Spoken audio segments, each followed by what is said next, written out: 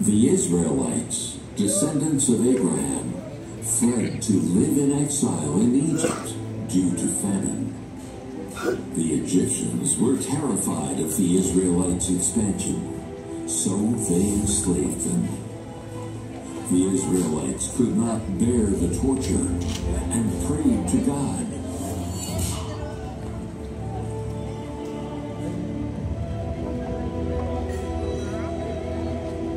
God heard their prayers and decided to lead the Israelites out of Egypt.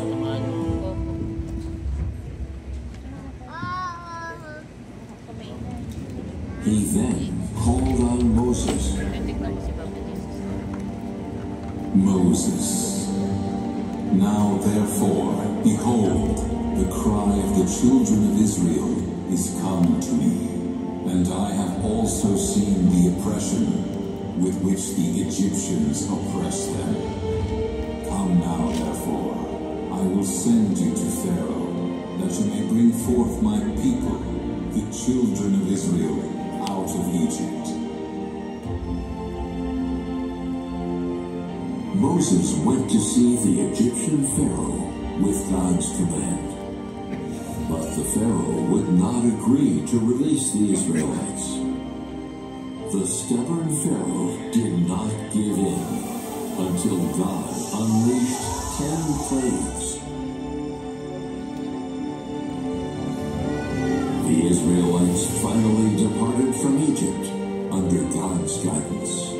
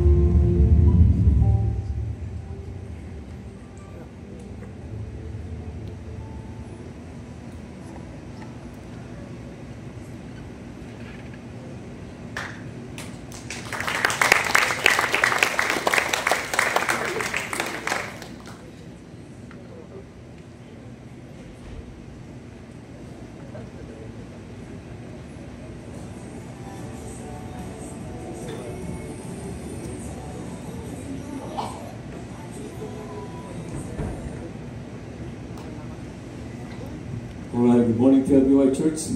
Para lang kami doon na sine, ah. Ayos, praise God. Okay, so welcome to our TLBY worship celebration. And welcome to this family, TLBY family. Pwede bang tingnan mo katabi mo at batiin mo siya ng pinagpalang umaga sa iyo. Glory to God. Praise the Lord our God. And it is indeed a blessing to all of us to be here in our worship center, especially on this Sunday. Sunday is a day of celebration. This is the first day of the week. So we have to start our week with celebrating the goodness of our Lord Jesus Christ. God is good. Amen? Okay, to those who are here for the first time, I just want you to know that Jesus loves you. And of course, you are welcome to our worship celebration. You are welcome to this church, and we just want you to know that, God loves you so much. Okay? You are so important to God. He really cares for you. Alright? So, gusto ko muna i-share sa inyo ngayon, once again, yung ating vision statement. Gusto ko ma-master natin yung vision natin sa TLBY. This is the objective or the reason why we exist. No? Without vision, there is no such direction.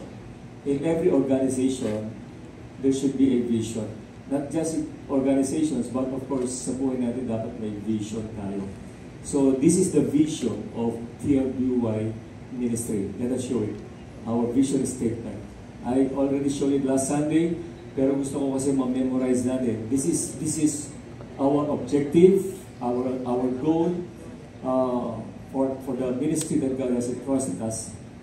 Our objective is, our vision is to behold the beauty of Jesus and rest in His finished work. The word behold is see. So, ang objective ng lahat ng ginagawa natin dito is for the people to see the beauty of Jesus. Kaya every time we preach the gospel, our end goal, our objective is for you to see the beauty of our Lord Jesus Christ. For you to see how beautiful, how wonderful, how good our Lord Jesus Christ is to you. Kaya every time you hear the word, every time you listen to the word, ang nakikita mo yung beauty ni Jesus. Okay? Not the beauty of the preacher, not the beauty of the church, but the beauty of Jesus. And as Jesus is, so are you in this world. Pag nakikita mo yung beauty ni Jesus, makikita mo yung beauty mo sa Kanya. Dahil sino si Jesus, ganun ka sa mundo nito. Okay? Said of course, and rest in His finished work. Rest is very important. The other side of rest is stress. Daming tao ngayon, they are stressed. They are stressed because of a lot of things, a lot of reasons, but hindi ka naman ng Lord na may stress tayo. The blessing of the Lord makes one rich, and He adds no distress in it. So, ang blessing ni God, walang halong stress. Sabi mo sa katabi mo, hindi bagay sa'yo na stress. Pag na-stress tayo, tatanda tayong mabilis, magkakasakit tayo, lots of sicknesses and disease, galing yan sa stress. Right? Kaya kailangan talaga marunong tayo mag-rest. And we can just rest by seeing the beauty of Jesus and knowing His finished work. Tapos na, sabi ni Jesus, it is finished, tetelestai, it is fully paid. So, hindi ka dapat may stress. Lahat ng mga kailangan mo, lahat ng dapat mong gawin, singetan na ni Jesus sa cross. All you do is rest. And rest is not the spirit of inactivity or passivity. It is not the spirit of laziness. Rest is spirit-led activity. When you rest, you allow the Holy Spirit to lead you, to guide you in all decisions you make in life. And rest, of course, is trust. It is trusting God completely. When you rest, God works. Amen? When you work, God rests. So anong piliin mo? You work, God rests, or you rest, God works? Halip na sa dalawa. Ikaw ay magpahinga at si God ang gagawa, o ikaw ang gagawa, si God ang nagpapahinga. So rest and let God do the work for you. Rest is yung inward attitude, resting. You are working outside but resting inside. Busy doing a lot of things but inside or inwardly you are resting. Is it possible? Very possible. Is it possible na wala kang ginagawa pero you are not resting inside? Hindi ba sa dito, baka nakaupo kayo, wala kang ginagawa, nakikinig lang, pero probably merong nararamdamang stress kasi galing kayo sa mukha ng mga problema, pinagdaan ng mga pagsubok, inwardly na stress kayo. Pero hindi yan ang gusto ni God. So, ang gusto ni God, lagi ka naka-rest. Amen? And when you rest, God works. Okay? So, paano natin gagawin ito? To reveal Jesus, to reveal Him through the preaching of the gospel and by making disciples. That's why here at TLBY, we always, the only preaching we have here is the gospel. The gospel speaks of the good news about Jesus. So the message that we bring here at TLBY is Jesus. Walang ibang message dito kundi si Jesus. And Jesus is all you need. Amen? Sabi mo sa akin ko, si Jesus ang kailangan lang natin sa buhay natin.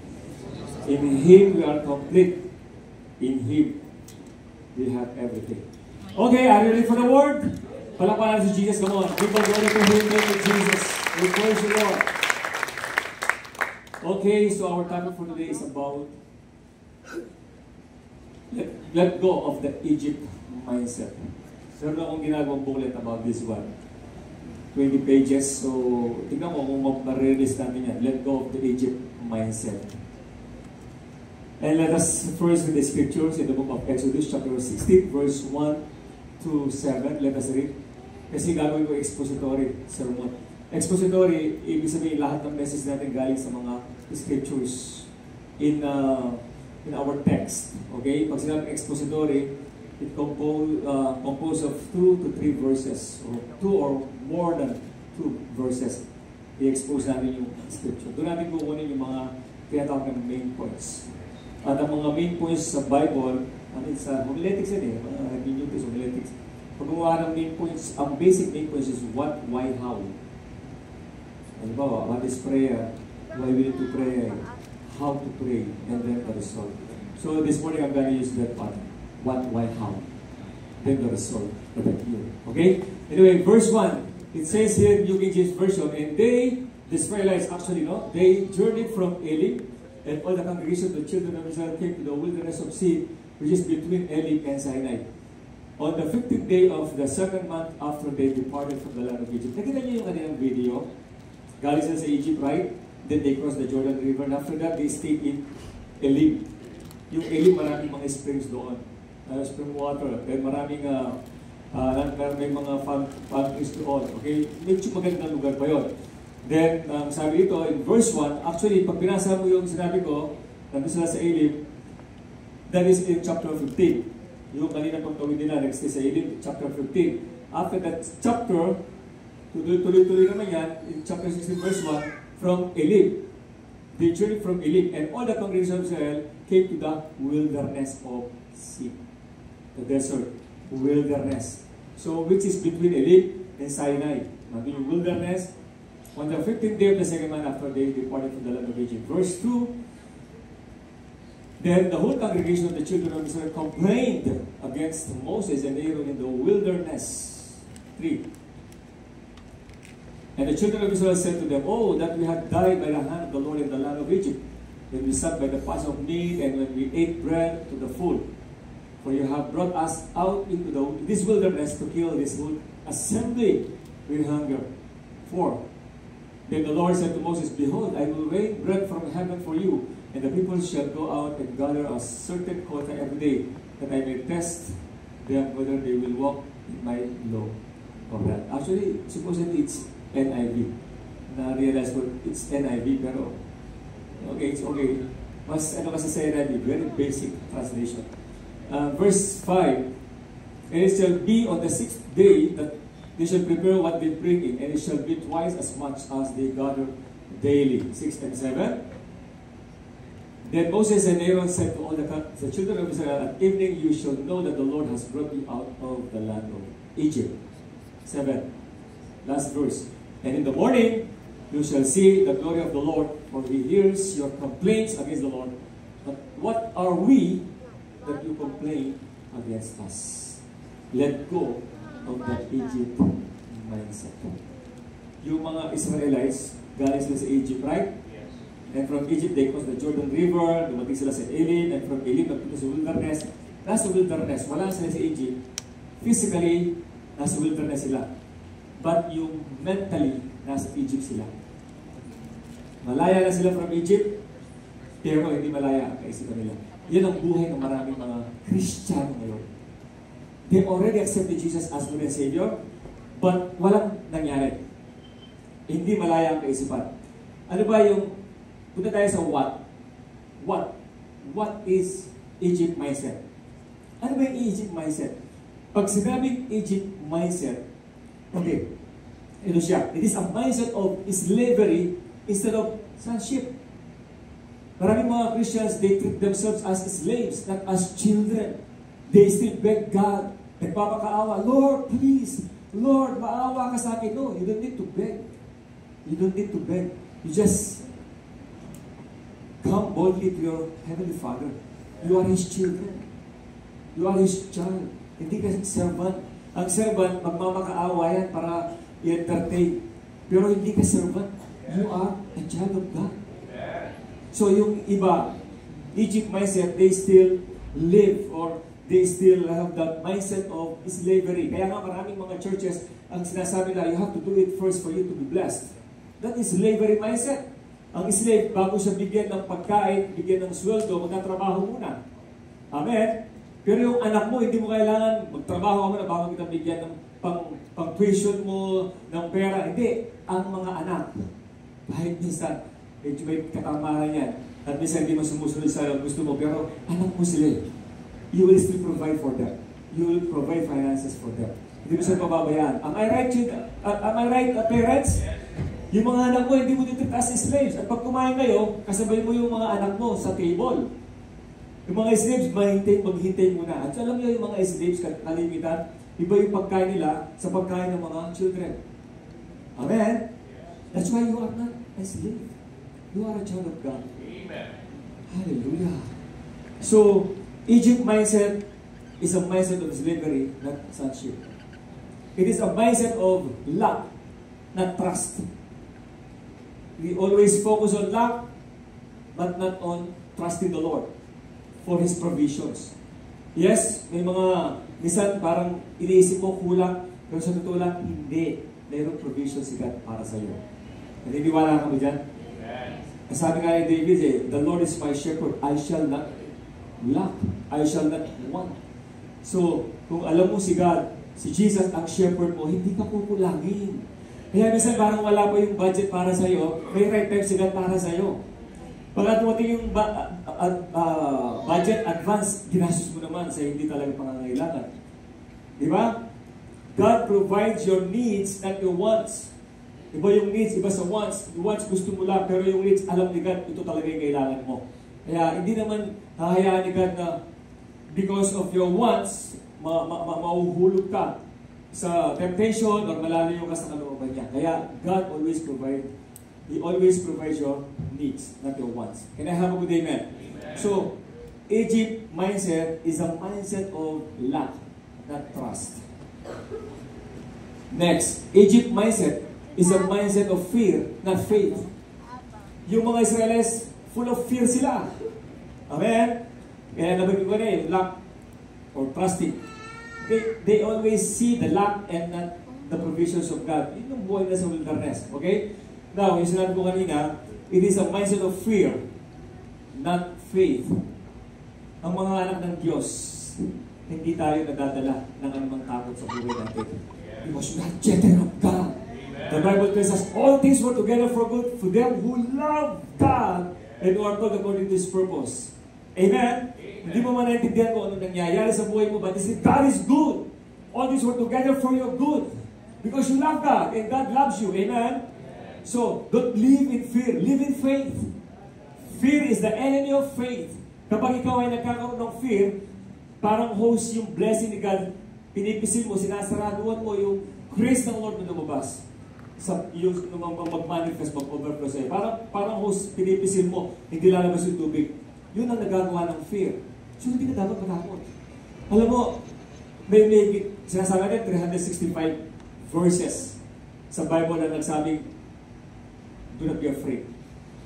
We have 365 days in a year. So, sapat na bawat araw sa 365 verses, katumbas ng 365 days in a year. Ibig sabihin ng Lord, every day you have to remind yourself na hindi ka kailangan matakot. Wala kang dapat ikatakot. You say amen. Sabihin mo sa kalabi mo, wala kang dapat ikatakot. If God is for us, who can be against us? Pero yung mga Israelis, puro ng takot. O Moses, ano na? Saan tayo inom? Saan tayo kukuha ng pagkain? Anong gagawin natin? Mamamatay tayo dito. O Moses, paano na yan? Nandiyan Red Sea. At nung nakita yung Red Sea, parating na rin yung mga Egyptians, nilulusob sila. Anong gagawin natin? Moses, kaya mo kami nilabas sa Egypt para patayin lang dito. And you know what? Yung mga Israelis, they were about 2 to 3 million. Malaki pa sa mga malalaging congregation ngayon, ha? Pinastulan ni Moses. 2 to 3 million people, Israelites who live in Egypt for how many years? 430 years. Pero nilabas nila ni God kasi mahal sila ng Diyos, ayaw nila nasa bondage. Okay? So nung lumabas sila, nandun sila, nakasano sila eh. Red Sea, yung mga enemies, pero anong ginawa ng Lord? Sabi ni Moses, do not be afraid. Be still and see the salvation of the Lord. Amen? See the salvation of the Lord. Salvation of the Lord. Everybody say salvation of the Lord. Salvation of the Lord, it is Jesus. Jesus means Yeshua in Hebrew. Yeshua. Yeshua. Yahweh is my salvation. Kaya sabi niya, still and see the salvation of the Lord. And salvation of the Lord is Jesus. It's sinasabi ng Lord, still, be still. Just relax. And see Jesus. They say amen. Ano man ang sitwasyon mo sa buhay? Relax and see Jesus. And when you see Jesus, when you behold Jesus, you will see miracles. Miracles coming in your life. Just see Jesus. Do not focus on the circumstances. Do not focus on your situations. See Jesus. See His beauty. See His loveliness. He is with you. And you say amen. And nga sabi niya, see the salvation of the Lord. And what happened? The Lord divided the Red Sea. And nakatuloy sila. Very smoothly. Yung matinding problema nila na-solve ka agad. Instantly. Kaya i-solve ng Lord ang malaking problema sa buhay mo. Walang imposible kay God. Keep seeing Jesus. That's why the Bible tells us, fix your eyes on Jesus. The author and the finisher of your faith. Sa kanya na tumingin. You say amen? Amen. Yung babae for 12 years, he was bleeding for 12 years. Naubos yung mga pera niya sa pagpapacheck up, lahat ng mga kayamanan, even yung health. Na-apekto yung health niya. I believe, kahit na pera yung babae for 12 years, dinudugo. Pero sabi niya, mahawakan ko lang ang laylahan ni Jesus, gagaling ako. Alam niyo, nung time na yun, may crowd, hindi man makalapit, basta-basta kay Jesus. Pero siya, wala siyang pinansin. Hindi niya tinignan yung crowd, hindi niya tinignan kung sitwasyon niya, pwede siyang batuhin kasi bawal sa mga babaeng dinudugo na nasa public. Okay? Bawal sa matasyon, pwede siyang batuhin ang mamatay. Bawal yun eh. Pero hindi niya pinansin yun. Bakit? Na nasa si Jesus. I wanna see Jesus. I wanna see Jesus. I wanna see Jesus. At na nakalapit kay Jesus, nawakan ng laylayan ng damit na nasabi ng Bible, instantly gumaling yung babae. Anong problema mo ngayon? See Jesus. Can you say amen? Pumutigan yung anong kailangan mo. Pumutigan yung problema mo. Tingnan mo si Jesus. At makikita mo ang kalwalati ng Diyos ang buhay mo. Come on, church. Hallelujah. So, Egypt mindset is a mindset of complaining instead of thanking the Lord. Kaya pag ang mindset mo nasa Egypt pa, you are full of complaining. Grumbling. Lagi ka nagpo-complain sa mga bagay sa buhay mo. Wala kang gratitude. Alam mo, ang kagustuhan ng Lord sa atin, even in small things, be thankful. The Bible tells us, in all things at all times, give thanks to God. Amen? When Jesus Christ multiplied the bread, yung 5 loaves, 2 fish, and He fed 4,000 to 5,000 men. Wala pa yung children, wala pa yung women. Alam niyo yung ginawa ni Jesus? He just gave thanks to His Father. After He gave thanks to God, ang sabi ng Bible to His Father, anong sabi ng Bible? Nag-multiply yung bread. Kapag lagi ka nagpapasalamat kay God, nag-multiply yung bread sa buhay mo. Kapag mapagpasalamat ka kay God, lagi may blessings na dumarating sa buhay mo. And you know what? Thanks means charis. Same as charis. Charis is grace. Amen? Amen? And minsan sinasabi natin, muchas gracias. Ano ibig sabihin muchas gracias? Ha? Ano? Maraming salamat. Thank you so much. That is thanks, gracias. Ibig sabihin, when you give thanks to God, you are inviting grace to come unto you. Can I have a good amen? So never complain. Just give thanks to God. Sabi mo sa tabi mo, always give thanks to God. Hindi naman kailangan maintindihan mo yung mga bagay na nangyayari sa buhay mo. Hindi naman kailangan magaganda lahat para magpasalamat ka kay God. In all things, at all times, give thanks to God. Because Egypt mindset is a mindset of complaining. Complaining. Ang ganda na ng ginagawa ni God sa kanila, hindi nakikita yung ganda ng ginagawa ni God. Nakikita yung kulang. Wala naman tayo, ito naman po pagkain natin. Kaya lang bang buhay natin, puro ganito. Dapat ganyan, dapat ganyan. Pag may mga taong gano'n, puro complain, ang hirap pagsamahan. Kaya sa virus, pwede kang mahawa. Right? Kaya lang, mindset yan eh. In reality, hindi naman dapat ganun nagiging natin eh. Dapat nakikita mo yung magandang ginagawa ni God. Kaysa sa mga challenges na pwedeng inaharap mo sa buhay mo. Mas marami ang mga gandang ginagawa ng Diyos kaysa mga problema mo. Am I right? Amen. So give thanks to God in all things at all times. Okay? Ano ba yung Egypt mindset? Egypt mindset is a mindset that glorifies the past even though it was painful. Yung nakaraan mo, tapos na ang sakit na nakaraan mo, pero nakatali ka pa rin sa past. Lagi mo inisip yung nakaraan. If only, if only, if only. Ano sabi ng verse 3? Let us read. Yun yung point natin kanina. What? Pakita mo nga, ayun yung point to. Pakita mo yung kanina. Bondage remembered, grace forgotten. That is the what. What is Egypt mindset? Bondage remembered, grace forgotten. Kaya nga, pag nasa bondage, yung mga mindset na lumabas kanina, wala na yung grace. Hindi mo na yung grace agad. Yung mga Israelites galing ng land of slavery. By the way, Egypt is a land of slavery. It's a land of bondage. Okay? Land of, ano ba ito? Slavery, bondage, ito yung land of lack. So, yung mga sinabi ko sa inyo, ang bigat ng naging buhay ng mga Israelites doon sa Egypt. Pinahirapan talaga sila. Pero nakalabas na, it's opportunity for them to praise God and give thanks to Him, pero hindi ganun nangyari. They remember their bondage. Bondage remembered, grace forgotten. Nakalimutan na yung grace ng Lord. Ano mas madalas natin maalala? Yung mga masasakit na mga nangyari sa atin o yung grace ng Lord na naranasan natin araw-araw sa ating mga buhay. Let go of the Egypt mindset. Amen? Ano sabi ng verse 3? Sabi na sa atin kanina, ang sabi ko, the Israelites said to them, if only! Kung sana lang, kung sana lang, kung sana lang. Hey, don't use if only. Tapos na yun eh. Kinahayaw ko din ba? Kung sana lang, if only. What if? Wala pa tayo dun eh. What if? Pupunta ka pa lang dun. If only, tapos na yun. Anong dapat mong tingnan? Yung today. Amen? Etong sabi nila, if only we had died by the Lord's hand in Egypt. Then we sat around patch of meat and ate all the food we wanted. Sana doon na lang tayo matay. Kasi kahit mamatay tayo ito, busog naman tayo ito. Ang dami pagkain, sakana tayo sa pagkain. Para sinasabi lang, at least mamamatay tayo. Kung namatay tayo busog. Hindi gutom. Ano ang mas nakakaya? Yung namatay ka sa sobrang busog o namatay ka sobrang gutom? Ano mas nakakaya sa dalawa? Sobrang gutom po. Kasi ibig sabihin talagang hikahos na yun. Tip-rock. Mas nakakaya namatay sobrang busog. Ibig sabihin, busog ka na, hindi ka po tumigil sa kakain. Pag busog ka, kailangan mag-stop ka na. Yun ang sekreto. Pero yung matay ka ng gutom, sasabihin mo mata, pahawa naman siya, no? Pahawa, pero bait ang tao yan. Di ba?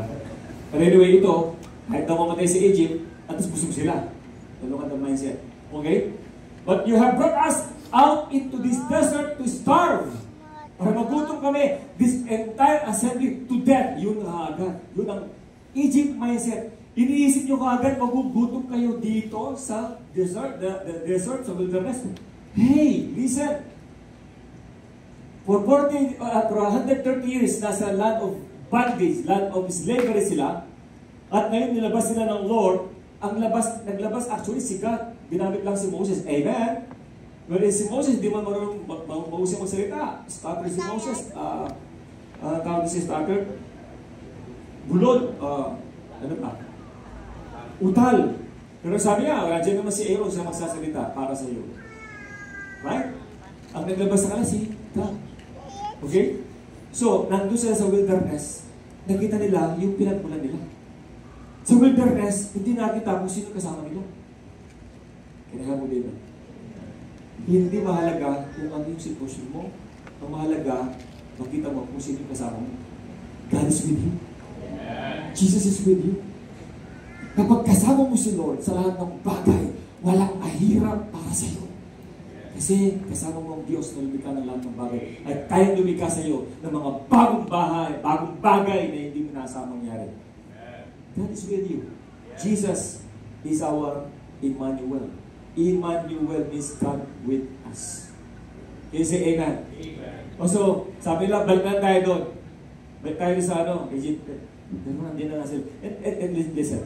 Actually, supposedly, yung paggaling lang sa Egypt, going to the promised land, kasi yung journey to the promised land eh. And promised land is a land that is flowing with milk and honey. Alam niyo ba dapat 16 days lang? From Egypt to the promised land, alam mo dapat 16 days lang? Pero ilang years sila inabot dito? 40 years. Bakit yung 16 days naging 40 years? Bakit? At bakit kailangan dumaan ng wilderness? Alam niyo ba dapat di mo dadaan sa wilderness ang mga Israelites? Meron sila dapat daanan, 16 days ang biyahe doon sa promised land. Pero bakit inalaw sila ng God na dumaan sa wilderness? Actually, yung isang ruta o isang daanan, pwede na madaanan. Mga kaawit, may mga kalaban doon. Magkikipaglaban sila. Pero of course, ang sabi ng Lord, the battle is the Lord's. Si Lord ang lalaban para sa iyo. Amen? Kaya lang, ayaw ni God na matakot sila. Ayaw ni God na maging-pagbaka pa sila. Kaya ginawa ni God, dinaan sila sa wilderness. Sa wilderness, ang Diyos ang pastor nila. Walang groceries, walang supermarket. Pero ang Lord nagpo-provide ng pagkain para sa kanila. Right? So, yun ang reason bakit kailangan sila dumaan ng wilderness. Para hindi na sila magkikipagbaka, hindi sila magkikipaglaban. Magtiwala lang sila kay God. Hindi sila pababayaan ng Diyos. Kaya lang yung mindset nila, hindi na na-appreciate si God. Complaining instead of trusting, instead of thanking the Lord. Sana doon na lang tayo namatay. Busog tayo. Okay? Let us read Numbers chapter 11. Look at this. Numbers chapter 11 verse 5 to 6. We remember the fish. Tingnan mo naalala nila. But this remembered, this forgotten. We remember the fish we ate in Egypt at no cost. No cost. No cost. All the cucumbers, melons, leeks, onions, and garlic. Naalala namin yung mga pagkain doon, ng mga masasarap. Alright? Verse 6. But now we have lost our appetite. Hindi yung magsalita. We never see anything but this manna. Ano yung manna?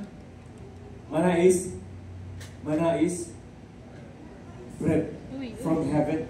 Sino nagluto ng bread from heaven? Si God. Okay? Siya nag-bake ng bread na binibigay sa alam. Hindi na-appreciate yung manna. Hindi na-appreciate yung naglagay o nagbigay ng bread sa kanila. Hindi na-appreciate siya. Ano na-appreciate nila? Yung pagkain sa Egypt. May deception dito. It is deceiving kasi tingnan nyo, hindi naman talaga sila, hindi naman magandang buhay na doon eh. Let's check Exodus chapter 1, verse 13 to 15. Let's check. Exodus chapter 1.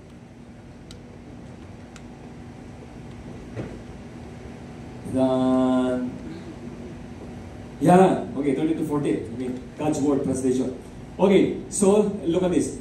So, the Egyptians forced the Israelites to work hard as slaves. Ito yung talagang buhay ng mga Israelites. Talagang pinupursa sila magtrabaho doon. Verse 14, look at this. They made their lives bitter with back-breaking work in mortar and bricks and every kind of work in the fields. All the jobs the Egyptians gave them were brutally hard. Diba? Ang hirap ng buhay nila sa Egypt. Hindi sila kakain kung hindi magtatrabaho. And guys, let me tell you this. We are talking about Egypt. But you know what? Ito yung significance sa panahon natin ngayon. Ito yung picture ng Egypt. Egypt is a place of slavery. It's a place of hardship. Place of effort. Human effort. Place of self-confidence. You know what? The picture of Egypt is the law. Are you listening, church? Okay, sa mga bago lang dito, we have two major covenants. The law covenant, that's the old covenant of law, and the new covenant of grace. And the old covenant of law was given to them Jews only. And we are not Jews, we are Gentiles. God did not give the old covenant of law to us, Gentiles. He just gave it to the Israelites. And to us, we receive the new covenant of grace, not the old covenant of law. Are you listening, church? The old covenant of law is about what you can do. It's about your doing, your performance, hard work, self-effort. Sabi ng law, kailangan gawin mo ito, para i-bless ka ng Lord. Pag hindi mo ginawa ito, ginawa mo yung 4, hindi mo ginawa yung isa, nag-fail ka, hindi ka i-bless ni God. So yung blessing ni God para sa iyo, base sa gawa mo. That is life under the law. Are you listening? God gave Moses 10 commandments. The 10 commandments, alam niyo, sabi ng Lord, if you fully obey all the requirements of the law, kasi yung 10 commandments, nagkaroon ng mga sanga sa kayo, naging 613 all in all na law. Alright? Pero yung major commandments, 10 commandments. Gawin mo yung 9, hindi mo ginawa yung isa, hindi mo ginawa lahat. If you fully obey all the requirements of the law, you will see blessings. These blessings to come unto you. Sabi ng Deuteronomy, chapter 28. If you fully obey, but if you disobey, instead of blessing, you will receive curse. Now, question. May nakagawa ba sa 10 commandments? May makakasunod ba sa 10 commandments? Nagawa ng iba yung 9, pero yung isa hindi mo nagawa. Sabi ng Bible, all have sinned and fall short of the glory of God. No one is righteous, no, not even one. Walang nakasunod. Can you say amen? So, kung walang nakasunod at tatanggapin ng tao, blessing or curse? Blessing or curse? Instead of blessing, nasa curse tayo. That's why, ang tao napailalim sa sumpa. Bishop, akala ko hindi tayo kasali dyan. Akala ko mga Gentiles tayo, hindi naman tayo kasali sa law. Yun nga, malaking tanong. That is a good question. Napailalim ka rin sa sumpa kasi inilagay mo ang sarili mo sa law. Which is until now so sad to know, maraming churches until now, they are teaching their congregation about doing or obeying the law. It is not for us, children of God. The law was intended for the Jews, not for the Gentiles. Sabi mo sa kanila, you are a Gentile. Bakit pinipilit ng church, ng preacher, sundin mo yung law? Kaya ka nagkaganyan, hindi mo sinunod sa kautusan ng Lord. Sundin mo ang kautusan ng Lord para pagpalain ng Lord. Hey, that is wrong. That is life under the law. Life under grace, hindi ka lang sumunod. Ang sumunod si Jesus. Sinunod niya ang kalooban ng kanyang Ama. At sa kanyang kamatayan sa cross, by His grace, through our faith, lahat ng blessings kay Jesus binigay ng Lord sa atin. It's not about your doing. It's not about your performance. It's not about obeying the law. It is about trusting Jesus completely as your Lord and your Savior. And Redeemer. Can I have a good amen, church? That is the difference between law and grace. Then some preachers say, oh, no. We have to, make it, balance, okay? Kailangan may law at may grace. Mix natin. Kasi kung puro grace tayo, Bishop, delikado. Kasi pag puro grace ang tao, they will abuse grace. No. That's not true. You can abuse grace. Grace is Jesus. You can abuse Jesus. Amen? So, hindi mo ma-abuse yung grace. So, sabi nila, lagyan natin ng law. Kailangan lagyan natin ng ngipin.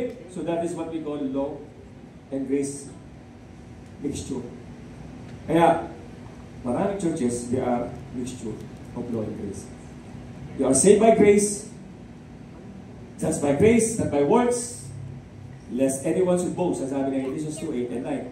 By grace, through your faith. Pero ang sabi ng mga preacher, oh, you are saved, but, the requirement agad. Yes, you are saved, but, kailangan, you have to keep your salvation by doing this. Lagi kang aaten, lagi kang mag-pray, mag-fasting ka, mag-serve sa Lord, hindi ka magkakasala, dapat ito gagawin mo, dapat ito, dapat gano'n. Kaya maraming Christians pag tinanong mo, are you saved? Hindi ako sure. Bakit? Kasi nagkakamali pa ako. Kasi marami pa akong nagagawa kasalanan kay God. Hey, your salvation is not about your doing. Your salvation is about trusting God, trusting Jesus. Amen. And trusting Him on what He has finished on the cross. Your salvation is not by your effort. It is a gift from God. Can I have a good amen? Amen. So when you receive salvation, kasi yun na yun, yung gift hindi kinukuha ng Lord sa mga binigyan niya. God's gift, sabi ng Romans, is irrevocable. Hindi binabawi ng Diyos ang regalo sa kanyang mga anak. Can you say amen? Can you say amen? So, nasa grace ka, pagpatuloy ka sa grace. Huwag kang magbabalik sa law. Are you listening, church? Nasa grace tayo, amen? So wala tayong mixture of law. Kaya nga yung law, yung Egypt represents law. Yung self-effort, slavery, slave ka, hindi ka saan. Kaya yung mindset ng marami ngayon sa loob ng church, Christians, pero parang nasa Egypt sila kasi nabubuhay pa rin sa law. Ang daming demands, ang daming mga kailangan. Kailangan sarili pa rin nilang gagawa. Kailangan ganito. Hindi na intindihan yung grace. Sa grace ng Lord, sila ang gumagawa. Just like life in the wilderness of the Israelites, no? Life of the Israelites in the wilderness. Si God ang gumagawa, hindi sila. Sila ba yung nag-prepare ng food nila? Sila ba yung gumagawa ng food? Sila ba yung nag-prepare ng water nila? Sila ba yung nag-prepare ng lights? Alam niyo sa akin ng Bible, at night, merong pillar of fire. Doon pa man, uso na yung solar. Ang una nag-create ng solar si God. Amen? Sa gabi, ang liwanag ng kanilang lugar. Kasi merong pillar of fire sa taas. Ano yung sa church? Yung cloud of fire. Cloud of fire. Yung sa taas, may lights, may fire. Pag daytime, ano naman daytime? Ano sa daytime? Instead of fire, instead of light, yung cloud, binabalutan sila. Ibig sabihin, hindi sila nainitan ng araw. Grabe. Wow. Sinong gumawa nun? Sila? Hindi. Si God. Anong gamit doon? Grace. Sabi mo sa akin mo, grace. Ang grace, si God ang gumawa, siya ang gumagawa, hindi ikaw. Kaya, may gusto tayong ipagmayabang. Walang hindi ipagmayabang, kundi si God, kundi si Jesus. Kasi siya gumawa at gumagawa ng lahat ng bagay. Sino namatay sa para sa kasalanan natin? Ikaw? Sino namatay? Sino nagbayad na lahat ng kasalanan natin? Hindi ikaw. Okay? As if, yung iba, akala mo, sila ba magbabayad ng kasalanan natin? Bayad din kasalanan mo! Kaya nga sabi niya, it is finished! Tetelestai! It means fully paid! Hindi ka pa tao, hindi ka pa pinanganak, lahat ng utang mo, advance payment na ginawa ng Lord para sa iyo. Now you are forgiven. See yourself forgiven by God. And the same thing, nagagawa mo ang kasalanan, at the same time you are forgiven. Just know who you are in Christ. Declare, confess, you are the righteousness of God in Christ Jesus. Huwag ka mag-stay doon sa mindset na, hindi, kasi makasalanan ako eh. I am a sinner, Lord. No, you are not a sinner. You are a child of God. In the sight of God, you are righteous. Jesus made you righteous already. Amen? He redeemed you from sins. He redeemed you from your unrighteousness. Matuwid ka sa harap ng Diyos. Tignan mo katabi mo. Pagkatignan mo siya, sabihin mo, sis o brad, wala akong nakikitang masama sa'yo. Meron ba? Aling iba, kumukontra yata eh. Tignan mo. Pagkatignan mo sa mukha, kahit saan kita tignan, kahit saan ang angulo, wala akong nakikitang pangit sa'yo. Pastor Mike, ayusin mo magsasalita, sige ka doon kausap mo. Beauty is the eye of the beholder. Wala namang pangit eh. Walang pangit. Nasa paningin mo lang. Maging sa buhay natin, nasa paningin mo lang. Pero pag nakikita mo yung kagandahan ni Jesus, lahat ng tingnan mo maganda. Tingnan mo katabi mo. Ano nakikita mo sa Kanya? Yung mukha niya o kagandahan ni Jesus? Sabi mo sa Kanya, kaya pala napakaganda mo. Kaya pala napakagwapo mo. Alam mo ba, pag tumingin si God sa atin, alam mo hindi naman ikaw nakikita niya? Nakikita niya ang kanyang anak na nasa iyo. Bakit ganun na lang ang pagmamahal ng Diyos sa iyo? Ba't tinignan ka ng Diyos as if wala kang flaws, wala kang spots, wrinkles? Bakit perfect ka sa kanyang harapan? Because you have His perfect Son, Jesus Christ in your heart. Pag tinignan ka ng Lord, tinitingnan sa iyo si Jesus. Hindi ikaw, hindi yung kapalpakan mo. Si Jesus na lang sa iyo. Lahat na naniwala sa kanya, Jesus, say Amen.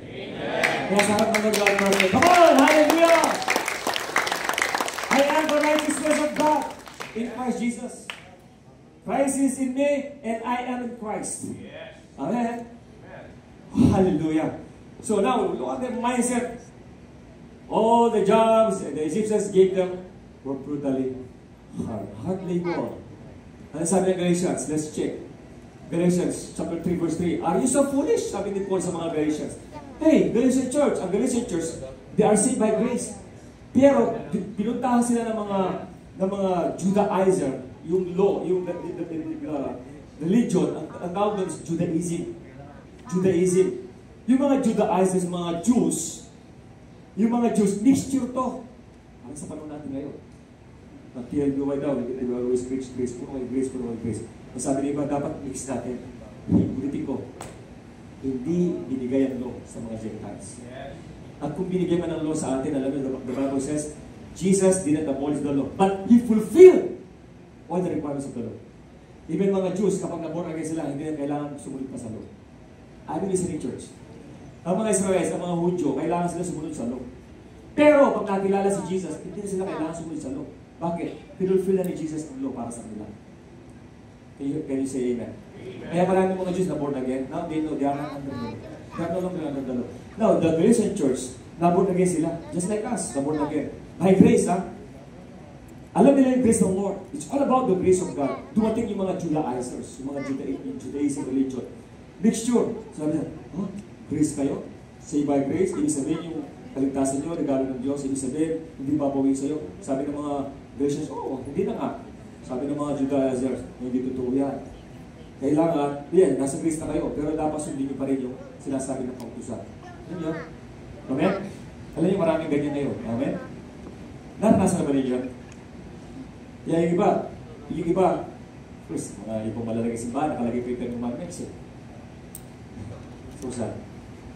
Instead na ituro sa mga bata, John 3:16, for God so loved the world, that He gave His only begotten Son. Ang inuutos, Ten Commandments. Basahin mo pala yung Ten Commandments, manginginig ka rin. Hindi mo naman kaya gawin eh. Tama? Manghihina ka, manlulumo. Pero basahin dito, na-memorize mo yung Ten Commandments. Kasi bakit? Talagang ayaw ng Holy Spirit na i-memorize mo. Pero basta nakakalang John 3:16, yun ang gusto ng Holy Spirit na malaman mo. God so loved the world. Not for you, not you to love God, but God loved you instead. You love Him because He first loved you. Amen? Siya muna nagmahal. Hindi dahil mahal mo siya, kaya kami nahal. Hindi! Minahal ka niya bilang ikaw. Kaya ngayon, ikaw, marunong ka na magmahal dahil siya muna nagmahal. That is grace. Can I have a good amen? Lo, kailangan gawin mo muna. Hindi. Grace, yan ang unang gumawa. Aris Main Church. Now, ito yung problema ng Judaizers. Hindi, kailangan lagyan natin ng law. Na-confuse ngayon tuloy yung mga Galatian Church. Parang ibang, hindi ko alam kung sino-sino ito. Hindi sinabi ng grace eh. Pero oo nga, dapat meron tayong gagawin. Dapat meron pa rin effort. Dapat meron pa rin ganito. Dapat sumunod tayo sa law. Dapat. Hey, you are wrong. Live in the grace of Jesus. Pag sinabing live in the grace of Jesus, trust in the Lord. Not your self-effort, not your yung sariling trabaho, sariling gawa. Yung ginawa natin ni Jesus. Okay? Rest in His Spirit's word. So, ang ngayon, na-confuse yung Galatian Church, kaya nirebuke sila ni Paul. Ano sabi ni Paul? Are you so foolish? Hey, Galatian Church, are you so foolish? After beginning by means of the Spirit, are you now trying to finish by means of the flesh? The Spirit is grace. Flesh is law. Flesh, self-effort. Pag sinabing flesh, yung own doing. Okay, say amen? Pag sinabing living in the flesh, ibig sabihin, ikaw ang gumagawa by your own strength. Pag sinabing living in the Spirit, ibig sabihin, ang Lord ang gumagawa para sa iyo. That is living under grace. Sabi niya, are you now trying to finish? You began, nagsimula kayo after beginning by means of grace, are you now trying to finish by means of law? Galing kayo sa grace, kayo babalik kayo sa law? Oh, you're so foolish. Nasa grace ka na nga eh.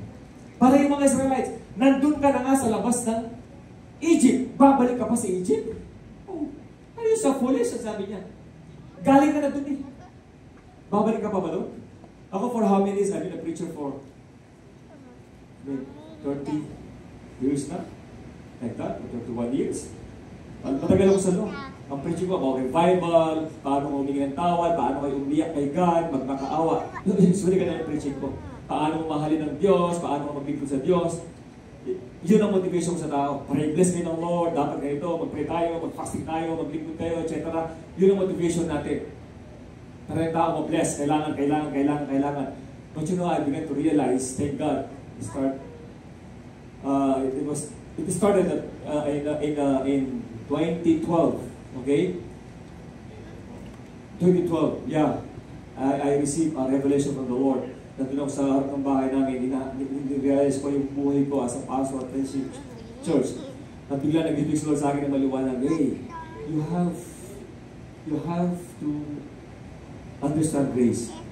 Kailangan maintindihan mo yung grace. Kailangan maintindihan mo yung anong law yung grace. Simula nung pinag-aralan mo na, ano ba yung law? Ano ba yung grace? Ano ba yung law? And I began to realize, matagal pa lang ako nasa law. Na, to force mo ang mga tao na gumawa para i-bless ka. Hindi pala ganyan sa grace.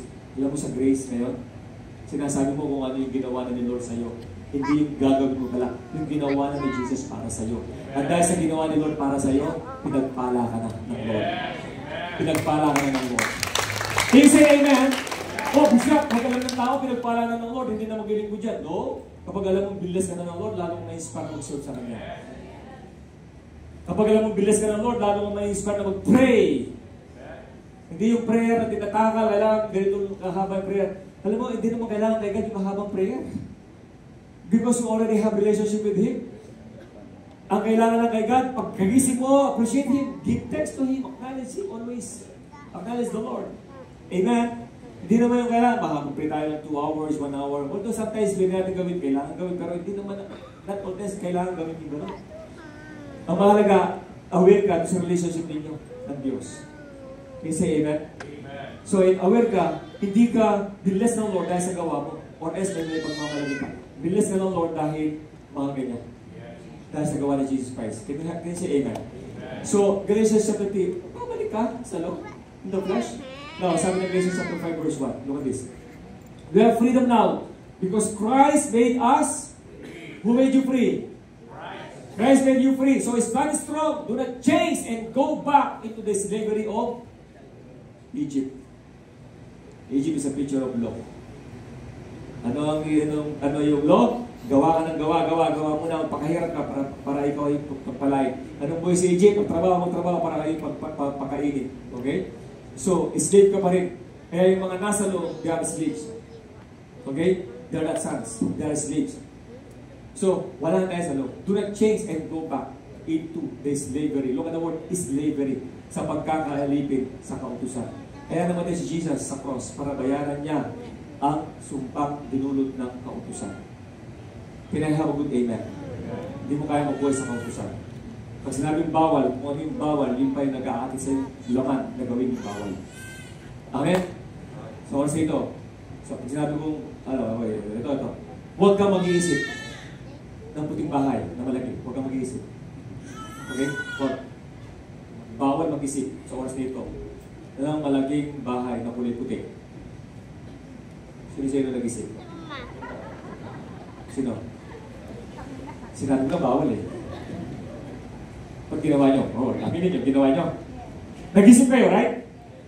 Bishop, kinokontrol na nga eh. Kung talaga nakapag-isip ako, kasi narinig ko eh. Yun ang law. Sinasabihan ka ng law. Kung kailan mo naiintindihan yung law, lalo ka nagiging conscious sa kasalanan. Kaya nagiging sin-conscious ka. Pag nagiging sin-conscious ka, lamang magkakasala. Pero ang grace, ginagawa kang sun-conscious. Lagi mong iniisip si Jesus. Si Jesus. At pag si Jesus lagi iniisip, siya mag-aalis sa iyo doon sa kasalanan.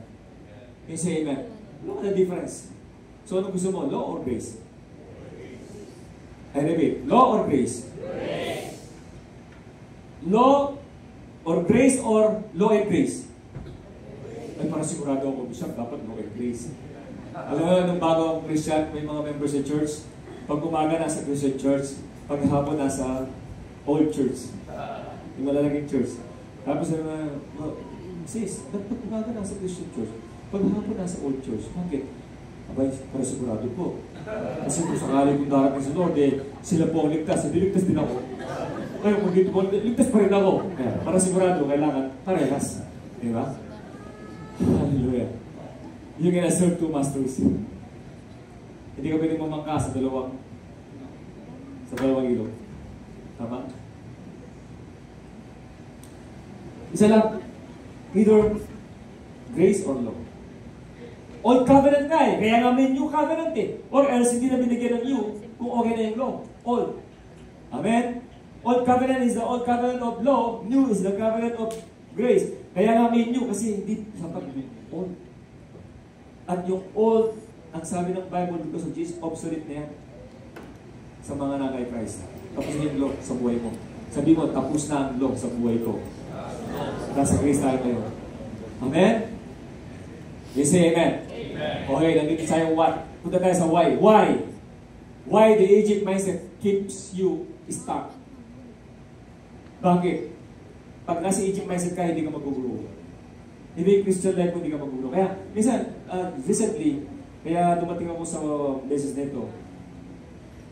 Minsan kasi si Lord, kahit ang ginagawa, padadala ka ng mga messages sa Bible eh. Bigla ko lang naisip sabi ko, nga no. Kaya maraming mga pastors hindi sila naging effective sa ministry. Kaya maraming mga workers hindi sila naging effective sa ministry nila. Alam niyo bakit? Kapag yung mga workers mayroong dating pinanggalingan na old mindset na hindi nakawala doon. Look at the church. Sometimes, punta ka sa church, pagpasok mo, iniisip mo agad yung pinanggalingan mo. Kino-compare mo na agad. Doon ganito, doon ganito, doon ganito, dito ganito. Okay? Nagkaroon ng comparison eh.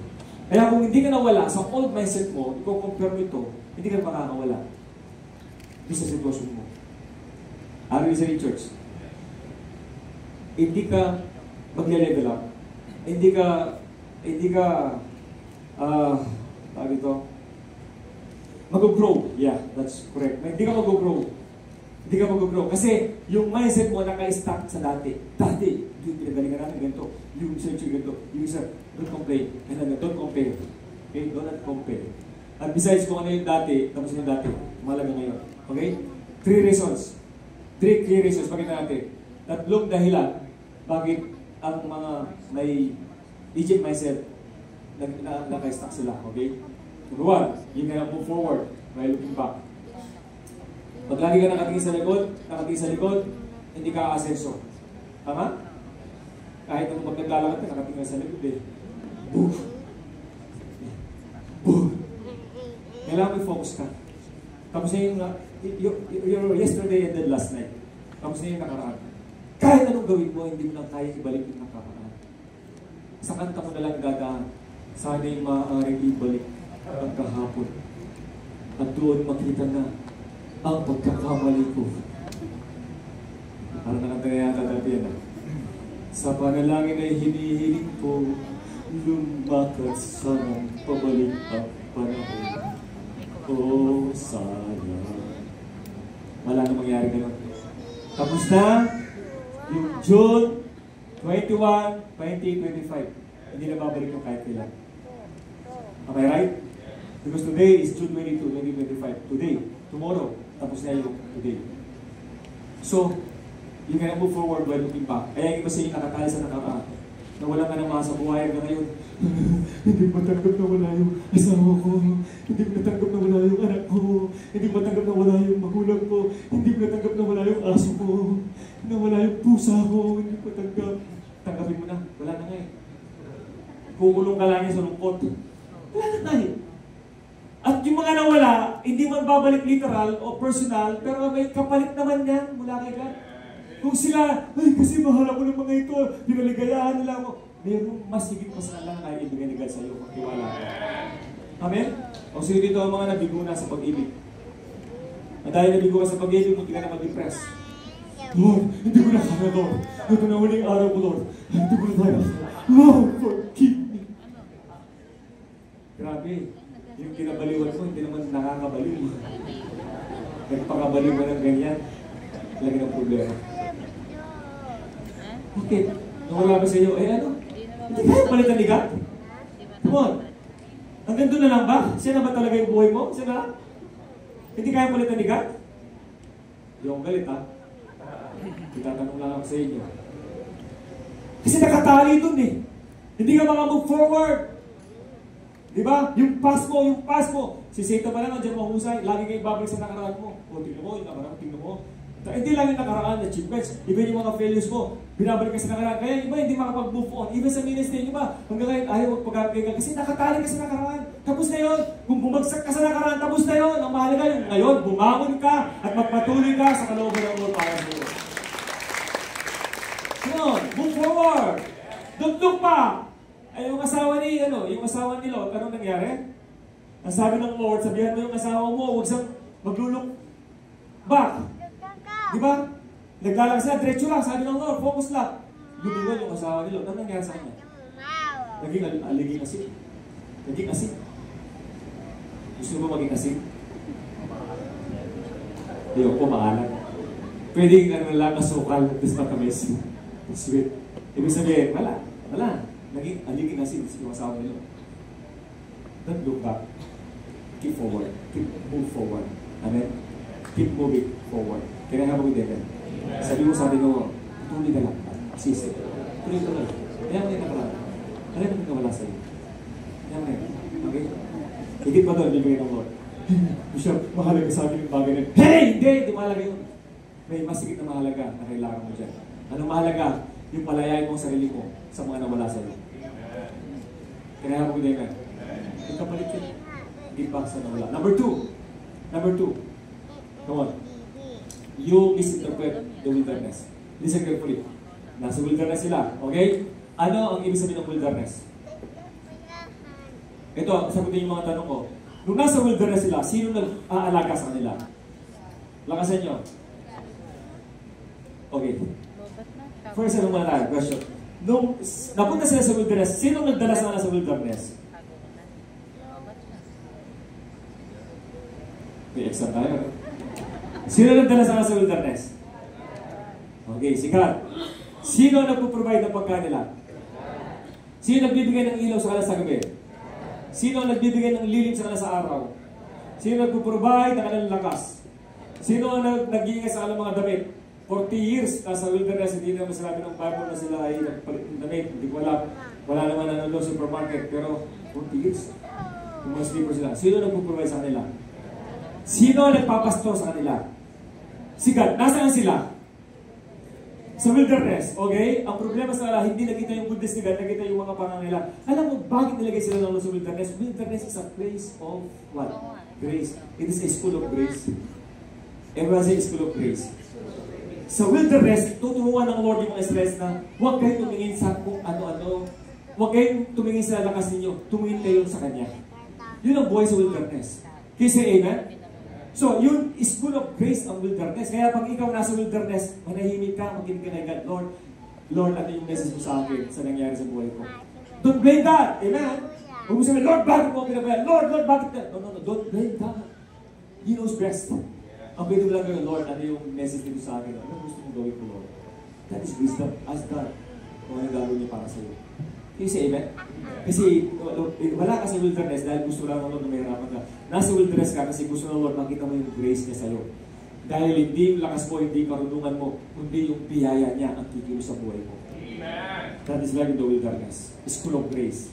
Amen? Number 3 reason. Third reason is, come on, you try to earn what God really gives. Kaya na-stuck ka. Hindi ka nag-move, hindi ka nag-grow. Kasi lagi mo pa rin pinipilit yung magagawa mo. Hindi yung tinanggap mo na libre. Are you listening, church? Okay, let's go to the Word. Let's show some scriptures.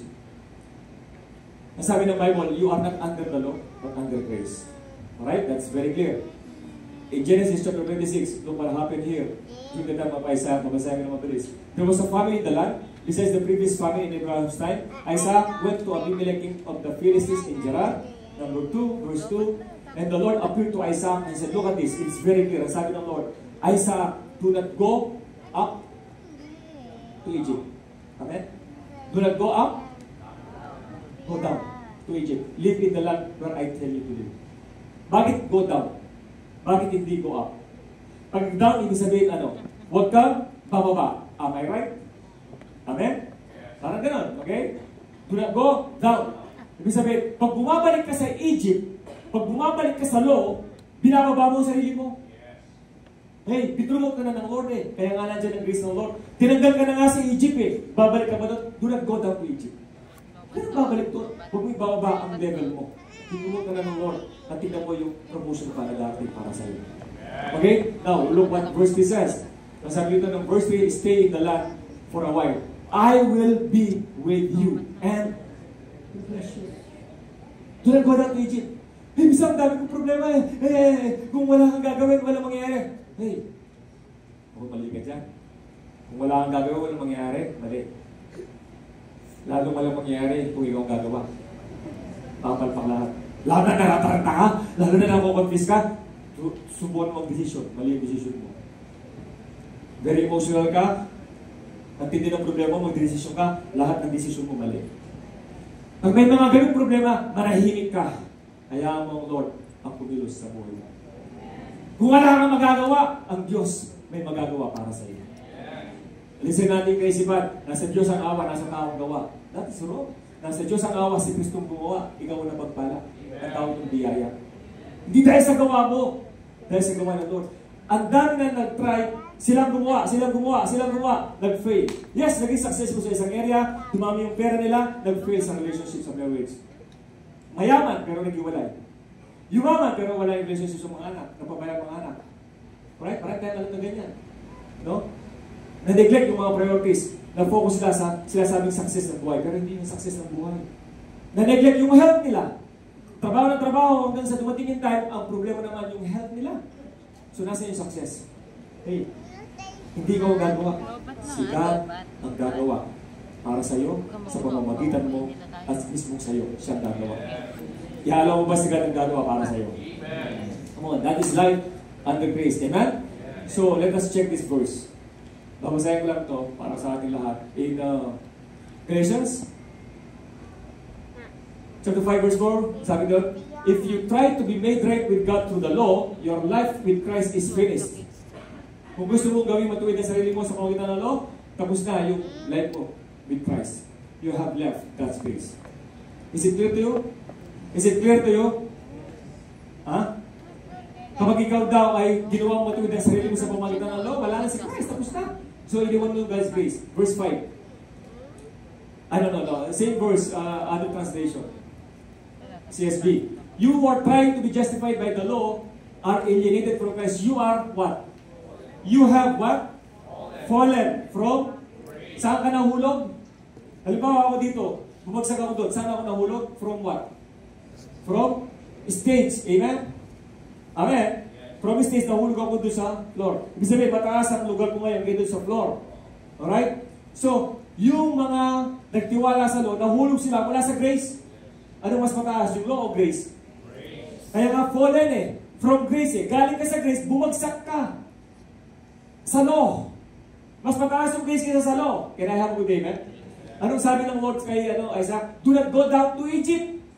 Ibig sabihin ng Lord, huwag kang bababa sa level ng Egypt, sa level ng law, huwag kang bababa, manatili ka sa grace. Huwag mong iwan ang grace ng Lord sa buhay mo. Kahit anong mangyari, kahit anong sitwasyon ng buhay mo, huwag mong iwan ang biyaya ng Diyos sa buhay mo. Yun ang bumubuhay sa iyo. At yun ang magbibigay ng tunay na success sa buhay mo. It's all about the grace of our Lord Jesus Christ. Can I have a good amen, church? Come on. Palapakan natin si Jesus. It's all about the grace of Jesus. Hallelujah. Amen. Let's give number 3. Pagtsaga na natin ito, matapos rin tayo. God's gracious response. Anong respond ni God sa complaining nila? Bread instead of blame. Grabe sa Lord. Nag-complain sila, right? Uy, dapat ganito, dapat. Basahin natin. Verse 4 and 5. Notice. 4 and 5. Then the Lord said to Moses, nang mag-complain sila, buti ba doon sa Egypt? Kumakain kami, buti ba doon? Ano sabi ng Lord? Lord said to Moses, I will rain down bread from heaven for you. The people are to go out each day and gather enough for that day. In this way, I will test them and see whether they follow my instructions. That is a test. School of grace nga eh. Magtitiwala sa grace o sa alas sarili lakas. Verse 5. On the 6th day, they are to prepare what they bring in. And that is to be twice as much as they gather on the other days. Yung 6th day, ano yung 6th day natin ngayon? 6th day. Ano yung pang-anim na araw? Pang-anim na araw is Friday. Right, pang-anim. Pag-pito is Saturday. Yung sa panahon nito, ang Sabbath day, yun ang pinaka-celebration day nila. But today, we are no longer under the Sabbath day, we are under the Resurrection day. Resurrection day is Sunday. Amen? So, yung the day before the celebration, doble binibigay ng Lord sa kanila. Kasi kinabukasan, di magtatrabaho yan. So, yung para sa kinabukasan, binigay na ng Lord. And I believe yung para sa Sunday na, yung kikitain yung para sa Sunday dahil magtrabaho ngayon, I believe kahapon pa lang, binigay ng Lord sa inyo. Kasi, amen? So, ibig sabihin, last week pala, binigyan ng Lord sa inyo. Kaya huwag kayong manghinaya, ay, Sunday, may transaction ako, naghinintay ang blessing. No. Yung mga hinihintay mong blessing ngayon, last week, binigyan ng Lord sa iyo. Hindi lang na-appreciate, pinagpalaan ng Lord. Amen? But anyway, ito, instead na magalit ng Lord, ano binigay ng Lord? Ano binigay niya? Bread instead of blame. Amen? Pwede mo naman sampalin yan eh. Nag-complain. Why? Listen. Bakit bread instead of day? They were not under the law at this time. Exodus 16 tayo. The law was given through Moses. For this guys, in Exodus 20. Under grace, kahit anong complain nila, hindi sila pinarusahan ng Lord. Pero under the law, pag nagkamali ka, parusa. Nagkamali. Bawat pagkakamali, may kakagibat na parusa. Kasi nga nasa law ka. Bawat mali sa law, parusa. Pag gumawa ka ng mabuti, blessing. Nagkamali, parusa. Gumawa ng mabuti, blessing. Kaya puro ka nagkakamali, puro parusa. Kaya ang sinasabi ng iba, ang Diyos nagpaparusa. Ang Diyos, sinasaktan tayo. Hindi nagpaparusa ang Lord. Ginagawa lang niya ang napagkasunduan. Kasi makatalo man siya. Pag ikaw ay gumawa ng tama, pagpalain ka niya. Pag gumawa ng mali, parusahan ka niya. Yun ang tama. Nasa batas eh. Amen? Yun ang sabi ng law.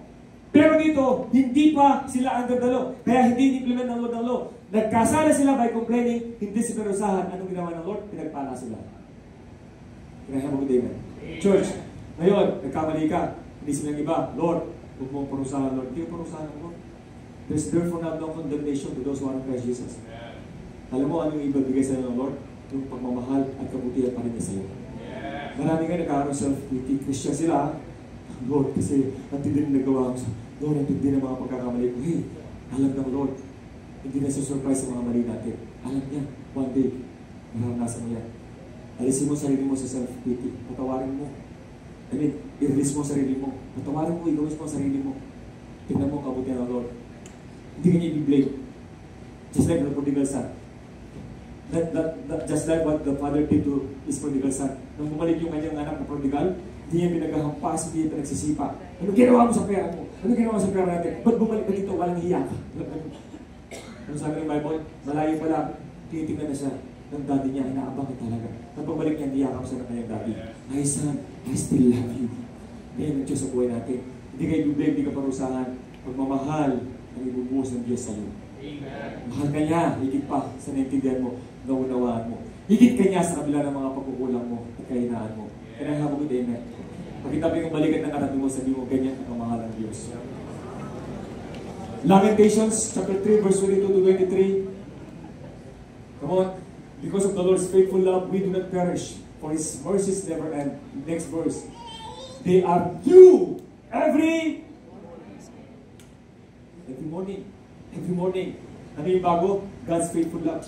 Pagkagising mo, bago pagmamahal ng Diyos. Thank you, Lord. Tapos na yung kahapon, Lord, thank you, Lord, for the first day. First grace, thank you, Lord. Great is your faithfulness. Hindi naman nagtatanim ng galit ng Diyos sa atin. Katulad natin. Amen? You say amen? Woo! Tapos na. Now, yung bread na binigay sa kanila is just a picture. Lahat na sa Bible na ganap, picture yan ng Panginoong Jesus. John chapter 6. Let's read 32 to 35. Jesus said to them, very, very truly, I tell you, it is not Moses who has given you the bread from heaven. Hindi naman si Moses eh. It is my Father who gives you the true bread from heaven. They say amen? Wala naman tinapay na pwede ibigay si Moses. Sino nagbigay? Jesus' Father. And this time, first time they revealed Jesus na mayroong Father. And the Father is God. In the Old Testament, they cannot call God as Father. They can only call Him God. God-like. But in the New Testament, we can call Him Father.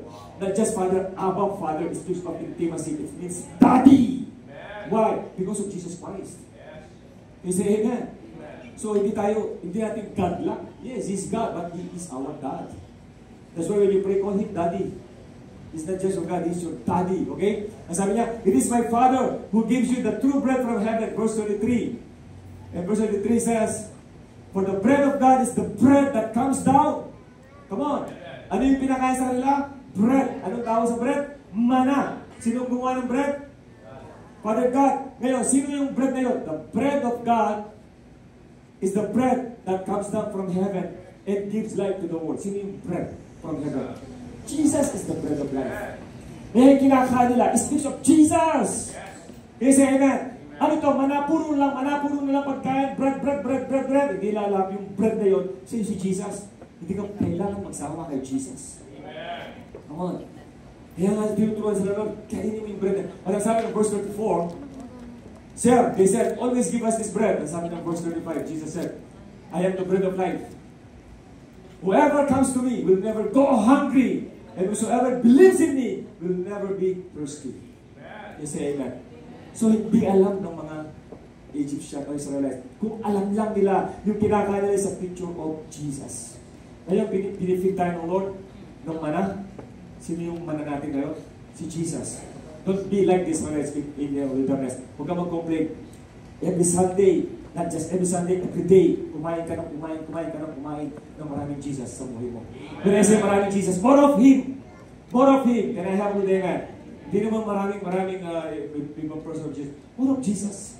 Puno mo ang isip mo ng Jesus. Jesus. It's all about Jesus. Can I have a good amen? So, question. Nag-complain sila, amen? Kasalanan ba nag-complain sila? Kasalanan ba? Yes. Nag-complain sila, kasalanan? Under the law, parusa ang tatanggapin. Nung nag-complain sila, hindi parusa. Binigay sila ng bread. Nagkasala sa liputan. Kailangan sila parusahan. Nagkasala, lahat. Walang matuloy sa harap ng Diyos. Anong dapat deserve nila? Parusa ng Lord. Amen?